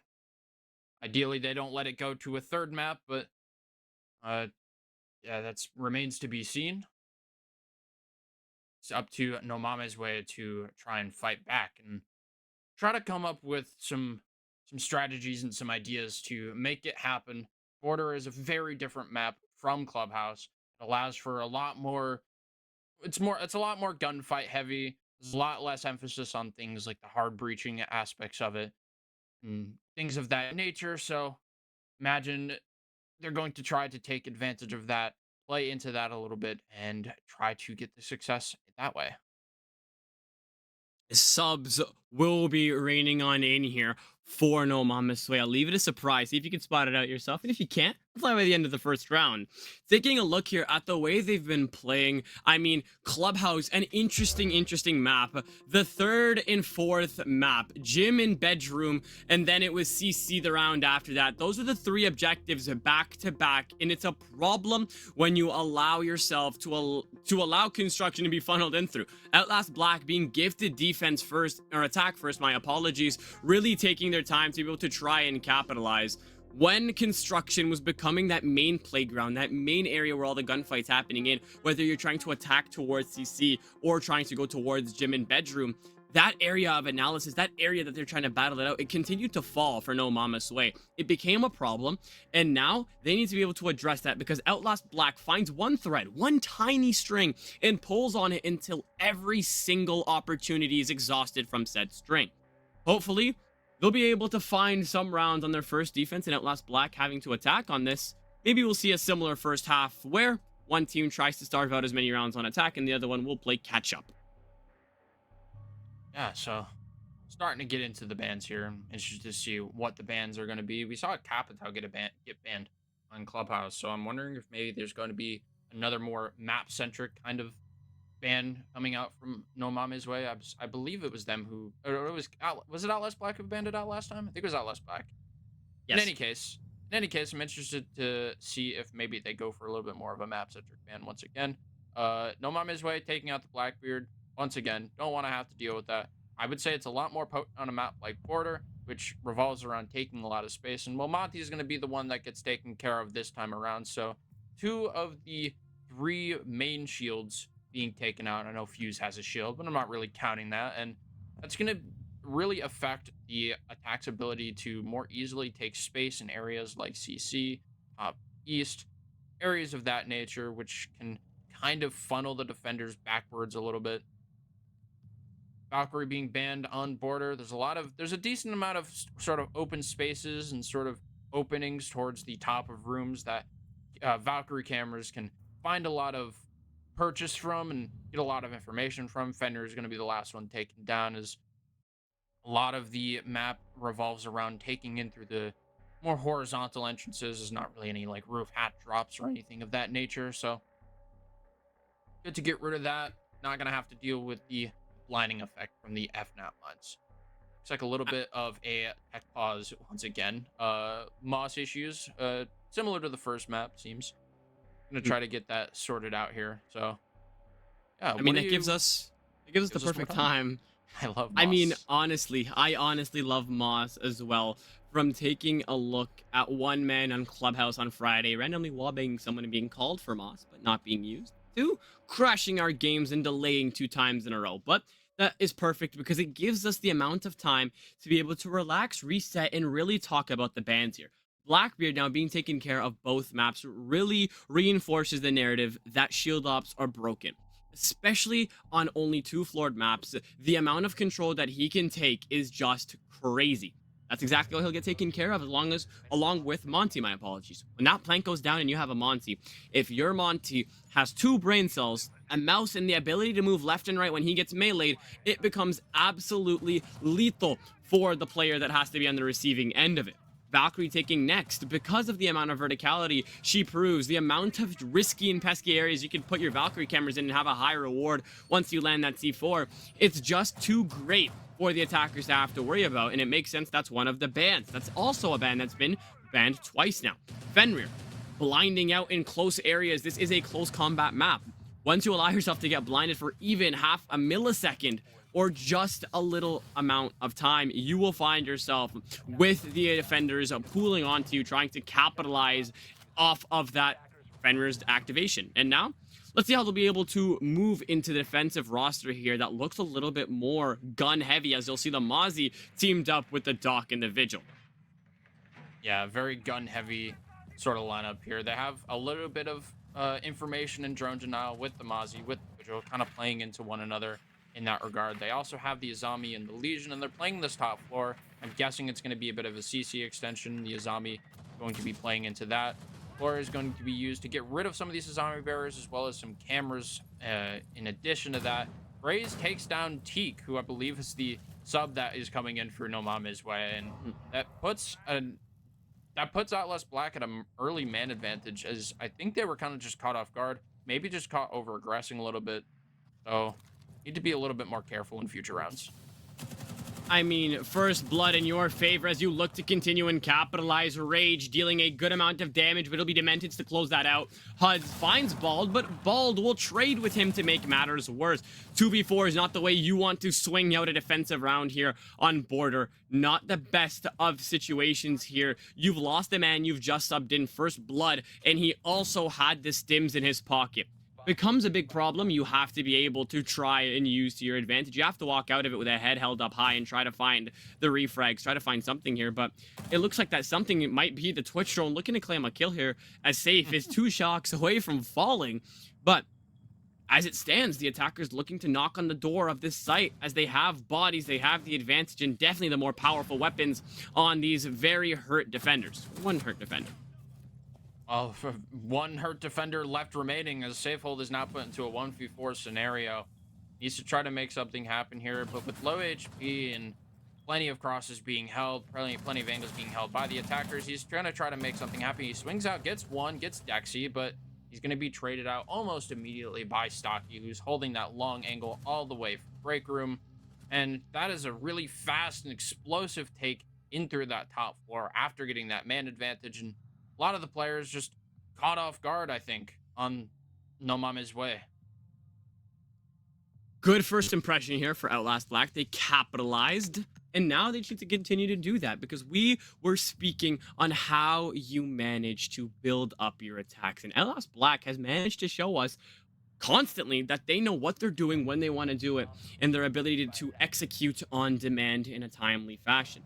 Right now, No Mama's Way trying to get aggressive, but just met with frags on top of frags. You lost Teak first. The Doc, so important. And then you continue to lose CC pressure, then security. I mean, it becomes a problem when break in CC becomes an open playground for the attackers in just about 30 seconds here. Lots to be addressed here for No Mama's Way, but they'll be addressing that upstairs site yet again, looking to prove themselves. Yeah, and you can see they're going to the same site, and they brought the Azami and the Legion once again. The rest of their lineup is very different. Instead of the Doc, the Mozzie, and the Vigil, they instead have the Tubarão, the Warden, and the Mute. That's going to have great effect on denying some of these areas and making a little bit more of a stronghold almost. It's not going to be any ability to blind out wherever the Warden is playing. The Mute's going to be good for if they had a Flores like they did last time. No Flores this time around, though. Still going to act as a little bit of intel denial, so not the worst case scenario either. The Tubarão is going to be good for maybe just stalling out a little bit of time, maybe on some of these walls that you might want to keep closed, or even just throwing them on the top of doorways, which I think is going to be the use case for this. When Raze gets an early pick again, immediately taking out Reapers, the Warden taken down. The smoke grenades are going to have a lot more effect going forward into the rest of this round. Sneeze does find a trade onto Stocky, so man count evening out 4-4. Leaving it level here, taking care of two very important operators. Warden has been critical in this series, but Doe could be getting traded out shortly after. C4 toss from hell, almost actually connected. Who is that? Is that Huds or Jordan? Almost manages to connect here, but just can't find him. Security manages to stay up here as they've managed to find that confirmed kill here from CC. Found that response, but Dex will take care of Teak as he looks to build up the pressure for his team here. Triple wall via east is going to be opened up, and it looks like Fountain is soon to fall shortly after as they're coming knocking on the doors of offices and looking to capitalize. You'll have Bald capitalizing upon that. Make that two as he'll completely dissect Office's Fountain and anybody who walks in that area. And now looking for his third, he'll capitalize, close out the round in a one-sided post 90-second area. Will give Outlast Black their second as one man steps up to the task and finds three. John Butcher John making his way in through the building, taking names, not letting anyone else stay alive on the defensive side. Just kind of walking in on Ash and just hitting all the shots that he needs to just take them down. And, well, No Mame's Way couldn't do anything about it. Nothing that HUD's team and his compatriots could do to stop it, as a lot of them were just caught off guard. And, yeah, they're going to switch up the site. They're going to go to the first floor instead and try to switch things up and make things a little bit more structured this time around. I also kind of want to mention the early pick that Braze got in both of those rounds. He got it like sub 20 seconds, like early in the round, probably just from like some pre-fires into the map. I think he got it over on like the archives, like exterior archive stairs, I think. Yeah. I guess you could call it the Macy J angle on this map, as you might say. Some people might say. But yeah, those early picks coming out for Outlast Black kind of cemented them with the man advantage early on, and they were able to kind of just capitalize off of that. Teak also going down early both rounds as he was taken down not too long after as well, kind of furthering that man advantage. So I think they need to be careful about how they're utilizing Teak and where they want them to actually play, because otherwise if if they keep dying super early and not really having any effect, it's gonna mean that they're effectively playing at a 4v5. So Pulse, Nitro Cells, going to be the play for No Mame's Way. And a pixel angle from Sneeze being held. On Break Room, gets one player on Break Room, almost gets a second onto East, but almost loses his life in turn at the same spot. Tries to retreat into Armory and does so successfully. And he's now going to double up with the Warden after getting that first pick onto Dexy in this opening minute. Looks to get lucky here. No connection. He'll find one kill, but almost gets traded out. Becomes a problem here when you're the man who has that regenerative ability, but he'll have 3 keys and he'll stay alive. Beautiful. You'll have Twisted to build on that advantage, but a double kill in response from Outlast puts them right back up at level. Beautiful here as they played it out beautifully.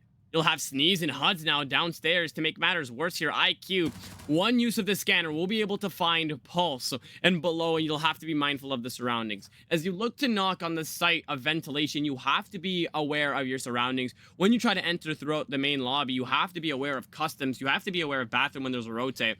And now it looks like Rage will do that. He has the drones. He'll have the Blitz rotate over for the support as well.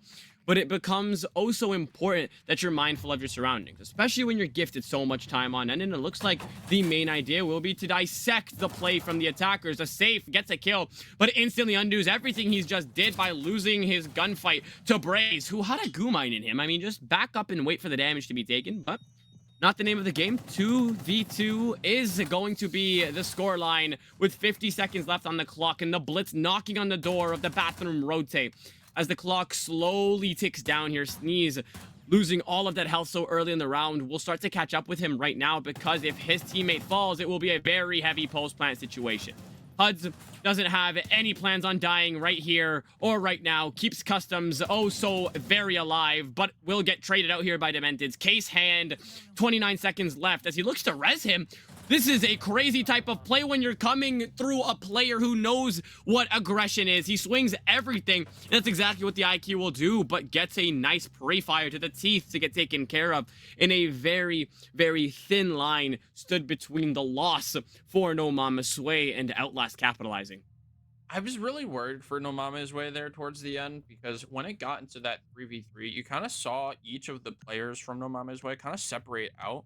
Safehold isolating himself over by bathroom. Sneeze, the only one playing actually in the site, and HUD all the way over in customs. It really felt like they isolated themselves to kind of cover as much ground as they could. And thankfully, they win their gunfights and they're able to actually make sure that it gets traded down into that 2v1 scenario. But say they manage to isolate Safehold successfully, suddenly it's a 3v2, and it becomes even more difficult. Say the Blitz doesn't die to HUD, like he did. Again, could have been a 3v2 or maybe a 2v1.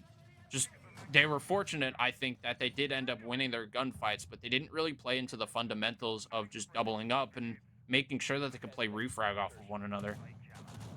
I think they just need to, yeah. My apologies. I mean, it's definitely problems to address here, especially when security fell so fast. You were looking to cover a lot of the map space, especially when it's so condensed, but the only response you had Sneeze fighting the first pick, beautifully executed. But then, once you lose half your damage, it becomes a problem, because if that play was from any different side, if they were looking to enter through customs and you had lost HUDs earlier, you would have found a zombie in a 1v2 situation at 20 HP. Now you can go back to your point. That's all I had to say. Yeah, they do end up winning the round thanks to winning those gunfights, but OUTLAST Black, I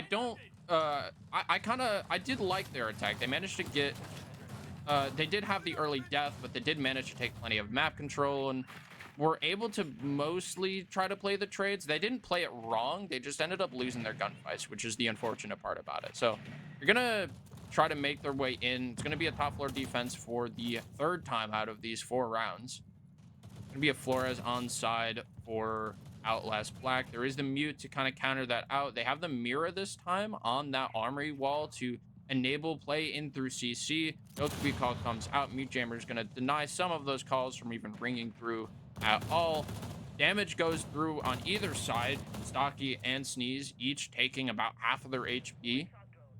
Both need to be careful going forward not to be taken out early, and Twitch also here going to be mainly used to take at the mirror windows, I imagine. Plenty of utility work still to be done.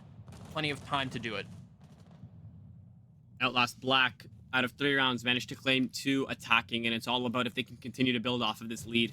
They've been lethal when it's come to the upstairs, and they'll continue to do that as they'll find first blood. Ball taking care of Sneeze here as he looks to continue off and build up his pressure onto the metal stairs. As he takes his sweet old time, the drones raining in, all of the utility being utilized here. They've lost the Black Mirror in its rain as well as Rep goes down. In the meantime, that's Bald to find the next, but quickly refragged out. 2 kills here between HUD and Safe. Will manage to make matters worse, but a double from Dex puts his team right back up in the lead. In HUD's below 50 HP in a 1v1 situation here. In a similar situation where we see a 1v1, quick res to make it a 2v1. C4 from Doom, no connection. Just a second later would have managed to make it a 1v1, but 40 seconds left on the clock, and it'll be a game of ring around the rosy here for Studs as he looks to try and isolate one person.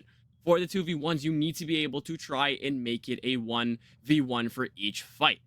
As the clock continues to tick down. Time is not your friend in this situation. You've used up your C4. You have a hollow out the long range, and you don't have the health to be able to support the aggression here, as the time is going to be used oh so perfectly. It'll just be one man by the name of Dementeds to close it out here, and OUTLAST Black continue and will grow their lead back up to 2. Yeah, and suddenly that's 3 times that No Mame's Way has tried to defend the top floor, and 3 times where they have lost it. So that becomes a real big issue, even just going into the rest of this game, because that means that when you go onto the attack yourself, you are going to need to find as much success, if not more, in order to close out this map. So they need to try to find some success elsewhere if they want to continue in this matchup. They're going on to Bathroom Tellers this time around, a site that they have not gone to yet within this matchup.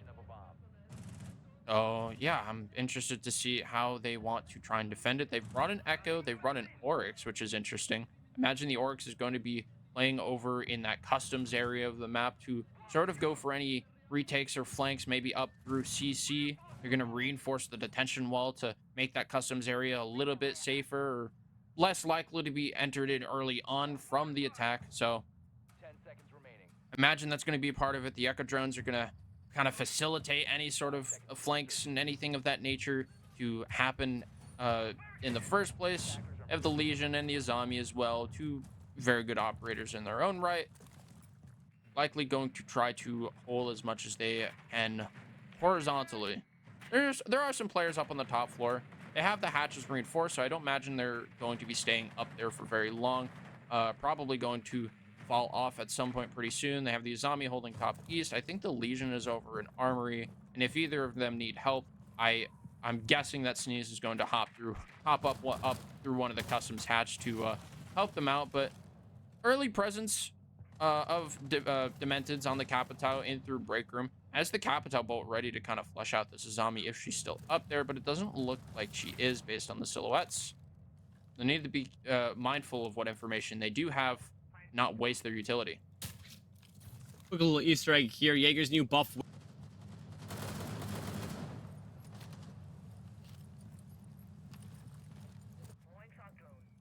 Yeah, as I think you were saying, Capitao's bolts in future will be caught by Jaeger's ADSs. Neat little thing to kind of keep in mind there for future and GSC Jack. It's not really going to matter as Jaeger's not even on the board. Safe hold goes down to the IQ, swinging out through 90. It's Butcher making his entrance in through that area of the map. Will put the man advantage in favor of OUTLAST Black. Sneeze has made his way in through the top floor here, maybe trying to go for a flank. Guessing he jumped up through the small office hatch, so he's going to try to make his way through and maybe go for a flank here. They look to capitalize now as they are coming to knock on the doors of No Mame's Way. They've managed to give themselves a 2-round advantage, and currently they look to grow. They found First Blood, make it 2, as nobody else than Baldwin Wig. More fun to call him Baldwin Wig than his real name. Screw that. As he'll find his second kill. He'll take care of the Azami and the Oryx, 2 critical operators here. Azami being the more important one just because of those Kiba barriers that she holds. Dex getting taken care of, but not before he can use his Selma charges, allowing sight to be opened up now. We're below the 1-minute marker, and they look to address the depths of sight. HUD closing down an angle all the way from Workshop here. The smoke closing out that nice head hole. Beautiful use of that Capitao bolt. Trying to find it. C4 tossed over. No connection. It'll only take a tick of damage off. Where are the yokais? Where's the coordination here? Echo looks to just get aggressive, and that's enough to do the job. Where is the teamwork from the attackers? There it is. It looks like aggression is the response for the swing from the Echo. 2 kills as they'll drop rep in HUDs quite fast and leaving it at a 1v3 situation as we get below that 10-minute marker. Plant gonna go down. It's inevitable at this point. No C4s are left, and you have the players watching the cross, and Bald for 3 is enough to close out the round. Bald for 3 indeed, as you like to call him, as that is the name that he has chosen to go by on his R6 account. Very funny. But yeah, OUTLAST Black just showing why they managed to be in this event in the first place. They qualified through, I think it was the first qualifier they qualified. Might be wrong about that. Regardless, got in through one of the qualifiers. showing why they deserve to be here, and they're showing why they deserve to be here even more as they go up once again 4-1 on their side. So good for them. I imagine they want to continue that streak going as we move into the final round of the first half. Going to be going to workshop for No Mame's Way for their defense this time around. Pulse being brought out once again. Sneeze again on the Azami. They brought out the Warden, the Legion. Seems to have been pretty typical for a lot of their defenses, even back on Clubhouse. So, aside from the Pulse, that is. So, I imagine they're going to try to take advantage of the strong utility that some of these operators have.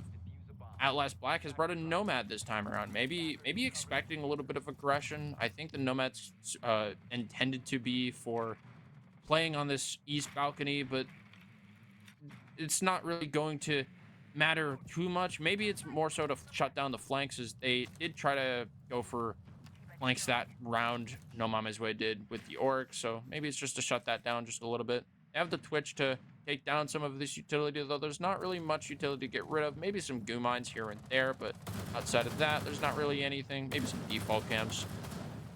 They have the Buck and the Ace to open up some of these walls in through the top floor, and the Dokkaebi to make entering just a little bit more safe, knowing whether or not players are around the corner or not.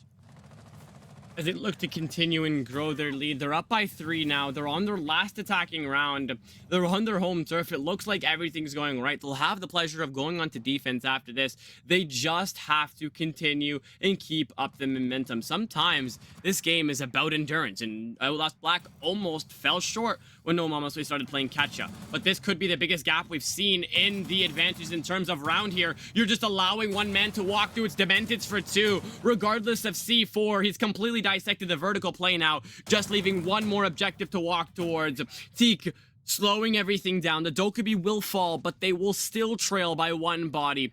Beautiful entry here from Outlast Black in the Buck here. One more person to be able to deal with. It'll be Rep waiting at the top of Metal to gift you a nice shotgun to your teeth if you decide to swing the Metal door. He's 0-5, not having the best of games, but looks to change that if he can just find one shotgun kill. Capitalizes. He's now left all by himself upstairs, trying to utilize the C4, but Buck, he's molded upstairs all to his liking. He knows it better than you. That'll be 3 in the favor of Dementeds, and now everything falls apart for No Mame's Way as they continue to trail 1 body. HUD still sitting in this stock area. Has information that there is a player outside of the main stairs, or out of the main door. The vertical not going into the favor of Teak there as they end up going down. Dementeds on a quad kill right now. Almost has the ace, but won't really end up mattering. HUD manages to make it all the way into sight. He definitely gets spotted. He's going to try to deny the fight here. He's going to sit in the smoke. Okay. He turns his back and puts his back straight in the face of Braze as he's trying to get the plank down. He definitely got hurt, and, well, Braze is just going to hit fire into the smoke and take him down as the final kill. So, an interesting end to the round, to say the least, but that's Outlast Black winning a 5th round on their attack. They go up 5-1, and now they just need 2 defensive rounds to close this one out in a 2-0 fashion. Demented's the man himself, really quad kill in his hands, just 1 shy from finding that ace. Almost a play by Rep to be able to find, but those rotates made by Dementeds earlier in the round were enough to close it out here. But I need to talk about this. What? You've done all the heavy lifting. You've sprinted past the cover from the west main area. You've gotten past that very, very lethal double door, which most defenders find themselves dying to. And then you get to the person planting, you'll say, oh yeah, let's just give him my ass and look away. That's to grow their advantage up to 4 rounds now, as Outlast Black have seen a lead they haven't seen in this series before, and they're now on defense to look to address the upstairs site. And in order to do so, they have brought a Maestro, they brought the Mirror, they brought the Castle. Castle, pretty standard for this top floor. There's some pretty typical strategies that end up getting brought, mainly putting some castle barricades around the break door, around the office hall as well. Kind of facilitate that play in the 90 hall, as well as in that sort of little area of the break room. Nice little Twitch drone to spot out some of these players in office, but Yeah, usually to extend over into break room, make it a little bit safer to hold, make it more possible to hold. Bravo drone coming in through is No Mama's Way has decided to bring the double drone setup for border. Seems like they have some counterplay that they want to try. There is the Maestro on side that the Brava is likely looking to hack. One of the Brava drones already taken out, which I imagine is going to be for the mirror windows. You're going to try to make use of those to get rid of some of the utility before they make their way into the map. Looking to get lethal here with all of these angles they're opening up. Hopefully looking to get lucky here alongside with the clutch drones from Brava as well. The Maestros are intact alongside with the jammers if they really want to be annoying here. But as of now, it's all about addressing the certain areas that are held off by that castle and seeing that east door being locked out here. When it gets broken out, it'll give the audio to the defenders exactly where the person is, even if you lose the barricade itself. As it will be popped up here, the attackers look to try and find the advantage, look to find any thread to pull on, but they're left at the 90-second mark with no breaches open, a man sitting in offices and the site being against them. C4 toss, surprisingly no connection with all three players pulled up on east, and now putting everybody else in reverse, allowing No Mama's Way to enter through offices and allowing these gunfights to emerge out slowly. Sneeze looking to be the point man, trying to find first blood here. It'll be Demented to be caught out on the scan below here, so no more overview, but it's still all about wasting the time of these attackers. Force that mistake, and as of now, it looks like no mistakes will be made by either side, as it's 5v5, and below a minute will be remaining. Yeah, below a minute indeed, and they do have the radio wall open. They have I believe they have the archives door open as well, and well, Sneeze doesn't really know where to look. He doesn't know if he's going to get swung from armory or from archives. He's kind of just flicking between the two angles. I think the plant wants to come out for onto the chassis, and I'm surprised that Rage Monster doesn't end up getting killed there. He manages to cross back, and a kill goes the way of Braze. He takes down Sneeze, who was trying to hold that long angle. Safe hold takes down Bald as well, and suddenly it's a 4v4 as the man count evens up. Hassel still trying to hold fast inside of archives, eventually does get taken down, as he probably should have been quite a while ago. A swing comes out, takes down the prone Maestro in the corner. Braze goes down, and suddenly it's a 4v2. Reaper starts to get the plant down, and Nitrocell amidst the smoke takes down the planter, but there might not be enough time to grab the diffuser and start the plant again. They do manage to get it down in the nick of time, and now they just need to hold the cross. One kill goes Dexy's way, but he's not able to get the last two. That was very close. If the Nitro Cell that was tossed out by that player was even a second later, they win that round. But luckily for No Mama's Way, the timing's not quite right. They win that round barely in that 2v1. I mean, it just looks like they've finally woken up here. They got that execute, and I swear to God, if I had watched one more person waltz in through smoke and just stare at each other aggressively, but thank God that didn't happen the second time around. No Mama's Way find a response to make that deficit 3. So many more rounds to be able to try and address here, but only 2 rounds for Outlast Black to get it right and take home this series. All about what goes on in these next few rounds, and it looks like Outlast Black isn't going to lose a blink of sleep about it. They'll reset the site, reset the operators, and look for a different hold. Brought the castle once again. Stocky placing one of those within workshop, making it so that they funnel in through that sort of that double door entrance that with the chassis would normally be at if we're defending the workshop site. Rest of the castle barricades, I'm guessing, are going to be set up upstairs. A lot of the reinforcements going up in the 90 area of the map to enable play in that area. Imagine a lot of the castle barricade setup being going to be set up kind of similar to if you were to be holding the top floor. So it's going to be interesting to see how long that ends up holding up. I have the smoke for a little bit of area denial. I'm guessing he's going to be playing in workshop to deny any sort of plant in through tellers or into bathroom if they eventually take control of that. Never mind, he's actually playing on top. He is maybe playing the smoke more like you might see in a zombie to kind of delay any sort of push, not necessarily to deny any sort of angles, but just delay the aggression instead. And you can see the smoke canister being used very early on, as I think that is the case. As they look here to try to find an area to walk in through. Demented's once was the person on the Ash, and now realizing that's how you do a solo play, but capitalizing and taking care of that west main wall. Now, Sneeze finds a refrag onto Rage, but for the meantime, it all goes quiet as the reinforced rotate will allow a quick reset from the defenders. But Warden needs to be aware that Safehold is holding a crosshair right above his head, but oh my god, he is! Quick peek up, whack-a-mole, but with an SMG-12 instead to take care of the face of Safehold, and now it'll be workshopped to become a completely different ball game. It'll be the attackers playing catch up yet again. Demented looks to have everything in his hands. There's a drone on him through that long tunnel called the drone hole, and he looks to continue and just take the time to be able to reset. Really looking to just run down the clock here. Some defenders are still running wild here, as you will still have Demented just terrorizing this team. Somebody just pre-fire him. 1 with the shotgun, 3 with the SMG. It's a 3v1, and it looks like Outlast Black trying to address the end of this match. Out in a 1v3 now, as he has taken top floors. It has been abandoned pretty much entirely by Outlast Black. That's not really going to end up mattering, most likely. A wallbang almost, yet it does end up coming to fruition. Takes out Dementeds as he was sitting in the corner, but as HUD goes for the drop, he's taken down as the feet hole's not really playing into his favor. So lots of work being done by the Warden. Lots of kills coming through with that quad kill, putting Outlast Black up 6-2 on match point. Finally, I mean, damn, is all I can say.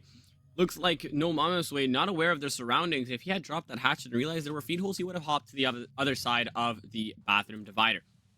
Becomes a problem when you can't adapt. I mean, you had one man finding the refrags, but after he fell, it just all fell down. You have one man killing 4 of you before you address his death with that 417 through the wall. Becomes a problem when you allow these refrags to accumulate, especially when you are the ones that are losing. Now, though, it doesn't matter what you're addressing and when you're addressing it. You just have to play catch-up. You did it last map, but you lost in overtime. Overtime would be a dream here for no MAMES WEY. Maybe another Furia versus W7M situation, but they really have to show an elite amount of teamwork to be able to do it. And right now, we're not seeing it, because teamwork doesn't only mean playing the game, it also means utilizing the timeouts, and we haven't seen a single one called by them. Yeah, I haven't seen a single timeout from either team, though. Maybe they're not, I don't know, maybe they're not taking it as seriously, which would be unfortunate, but you know how it goes sometimes in these T3 sort of tournaments. But I would like to have seen a timeout at some point from no MAMES WEY. I think that would have been good to kind of reset their mentals and make sure that everyone was on the same page for what people wanted to do. It feels like in a lot of cases, there's a lot of solo plays like that are starting to happen. You saw in the last round, Reapers try to sneak his way in through bottom main to make his way into workshop, get an early foothold into the map, and it was just shut down immediately from a super long angle from all the way in bathroom by Dexy in that last round. So just plays like that just not end up working out is going to be the downfall of no MAMES WEY, and has been in many cases if they continue to do so. Goodstone coming in early to take down the Goyo canister on the door. He sees another 2 on the top of the shelves here, so they have some information on where some of this utility is placed. Need to be careful going into the last 2 minutes of this round. Zeke, be careful. Looks like Outlast Black's alternate name is Whack-A-Mole, because hey, you go close to these dividers, they'll just pop up and shoot you in the face. Right now, looking to address break, and I told you, be mindful. Rage capitalizing, but an instant refrag from Safe leaves it back at level. The pressure from security has been dismantled, but Legion just goes to take the place of Rage, and now it'll still be a problem here for no MAMES WEY. Rep looking to capitalize on the fact that there is no barbed wire on metal stairs and just waiting to punish. It looks like they know, though, as everybody's stationary and just waiting for somebody to make that fatal mistake of trying to get aggressive off of those stairs.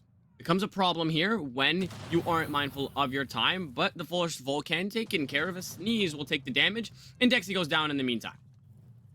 Little bit of a bait out to get that first Goyo canister up, starting to plant the diffuser much earlier than maybe the last 30 seconds of the round to start baiting those out. So good usage of the diffuser to make that happen. And in the meantime, pinches happening around the map, lurks coming to fruition and getting the kills that they need. Another Goyo canister popped, preventing the plant from going down, and the re-aggression from The Legion Oh, managed to take down two, one on the right, one through the smoke on the hop up, and suddenly Sneeze, the one who's been planting the diffuser over and over, the last one remaining up against Butcher in this 1v1. 30 seconds remaining, no smokes left, still has a drone in pocket. He's going to start the diffusion and maybe bait out a swing from Butcher. Almost happens, baits the sound though, falls back and oh swings my out, God. gets the kill onto Sneeze, and that is going to be Outlast Black winning that round on the back of the Legion's work. I mean, just Jesus.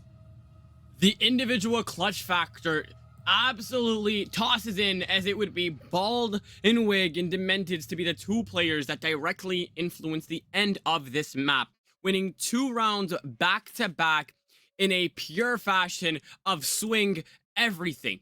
3 bodies assigned to clear 1 Legion in the main factor that took care of your whole attack was a misplaced smoke grenade and a popped Vulcan canister. Sometimes you have to be mindful of the clock and say, we have 30 seconds. It's not an ideal amount of time, but it's enough for us to be able to reset and not walk into, the bursting flames in front of you. Very well deserved from Outlast as they continue and show us why they want to get further up on the group stages now. They'll claim their first win, 2-0, quite easy, ending this one out in regulation. Yeah, really, really good showing out of them, to really good individual performances as well to help them get that over the line. I think overall their team play was just that little bit better, even despite all of the individual talent that ended up showcasing itself during that game. There's a lot of issues from No Mame's Way in just trying to just play off of one another and play together and play the fundamentals, and it came back to bite them. So I from them, I want to see them kind of shore those up and fix those kinds of mistakes, make sure that they aren't leaving people out to dry, not making all these solo plays that they've been trying to do. So yeah, that was good from Outlast Black. Ladies and gentlemen, Chalet goes null as it's not needed to determine the fate of this series. Obviously, Outlast Black just growing their margin on Border, not taking no for an answer, and capitalizing. Very well deserved on their end. They managed to rise to the occasion on their away and home turf, and that is enough to be able to say they're the clear winners. A clutch to close it out, only one that those could dream of, but just wow. Do you have any final thoughts here, Payne? It's good for Outlast Black to kind of win that. They did lose their first matchup against Jinxie Loyals, so they do want to kind of get into that top 2 position. They have to make sure that they win pretty much the rest of their games, and well, this is a good start for them. As far as No Mame's Way, they're going to need to do some work to make sure that they stay at least within the top 3, top 4, so that they can maybe progress to the play-ins and eventually to playoffs. I mean, wow. The first day of hell, ladies and gentlemen, that is not the way you want to have your matchup go. But things to address for the next play day. We see No Mama's Way address it. Hopefully it'll be changed. But for the meantime, ladies and gentlemen, I've been Sino. This has been Painless. We have been your casters for this series. I hope you guys enjoyed. Make sure to leave a follow and stay tuned in here because this stream's not done yet. Spoiler, Mint team is coming back. If you know, you know. And we will be back after a quick break. Stay tuned.